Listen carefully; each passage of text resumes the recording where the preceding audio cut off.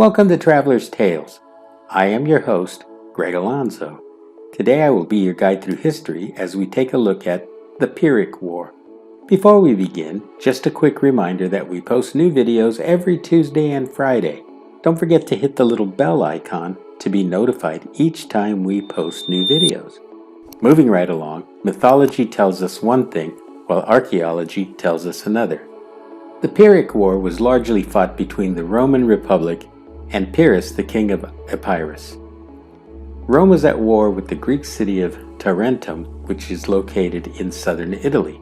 Knowing full well that they could not defeat the Romans by themselves, they turned to the city of Epirus for help.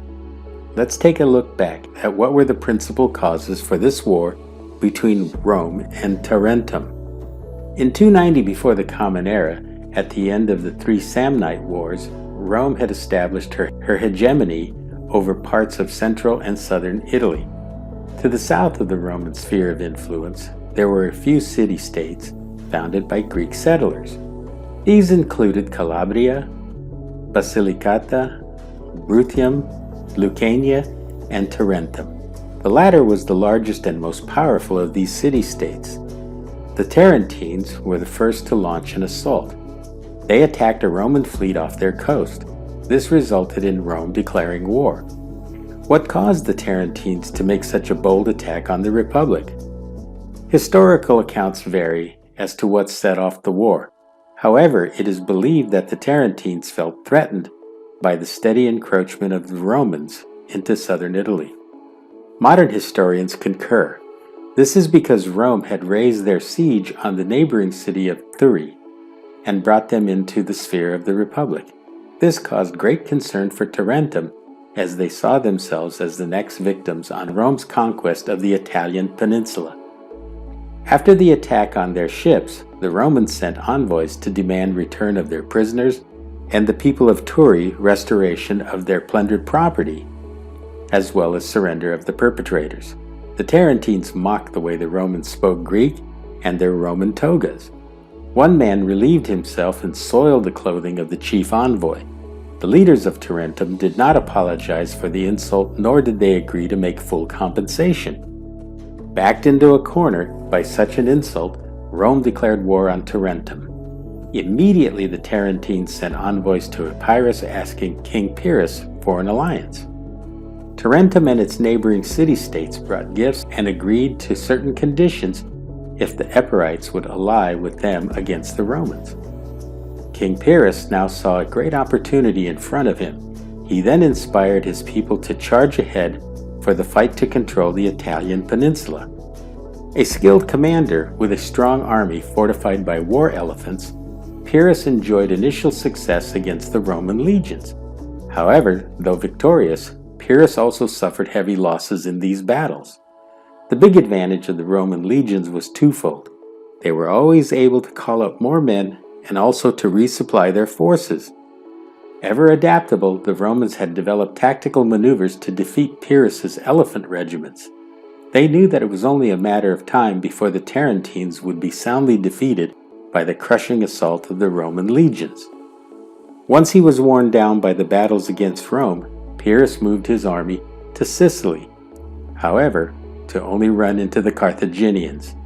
After being driven out of Sicily by the Carthaginians, Pyrrhus had no other choice but to return to Epirus and resume his assault against the Romans. While crossing the Strait of Messina to reach the mainland of Italy, Pyrrhus was attacked by a Carthaginian fleet. During the naval battle, Pyrrhus lost as many as 70 ships. Once his forces launched on the Italian soil, he was confronted by 10,000 Mamertine mercenaries. With his army in disarray, the loss of 2 elephants and a head wound, Pyrrhus still managed to regroup and overcome the Mamertines. However, the situation at hand was now quite different. The Romans had since captured Tarentum. Pyrrhus still had 20,000 men under his command and was once again ready to dispel the Romans. In 275 before the Common Era, they met just outside the city of Beneventum. The Roman legions were under the command of consul Manius Curius Dentatus, who was the heralded victor for ending the Samnite Wars. The Battle of Beneventum resulted in a Roman victory which forced Pyrrhus to return to Epirus. Due to the heavy losses of manpower during the war with Rome, gave rise to the expression Pyrrhic victory. The term is for a victory that inflicts losses the victor cannot afford over the long term. The Pyrrhic War was the first time that Rome confronted the professional mercenary armies of the Hellenistic states of the eastern Mediterranean. Rome's victory drew the attention of these states to the emerging power of Rome. With victory now theirs, Rome asserted its hegemony over southern Italy. This brings us to the end of the Pyrrhic War. Thank you for joining us for this edition of Traveler's Tales. Just a reminder that we post new videos every Tuesday and Friday. Don't forget to hit the little bell icon to be notified each time we post new videos. For your convenience, we have also posted our email address and Instagram information. We enjoy hearing from our subscribers and encourage you to share your questions and comments with us. If you haven't subscribed to Traveler's Tales, please do. This really is the best way to help our channel grow. Traveler's Tales will return with part 2 of the Pyrrhic War. Until we meet again at the crossroads of folklore and fact, Kartistos.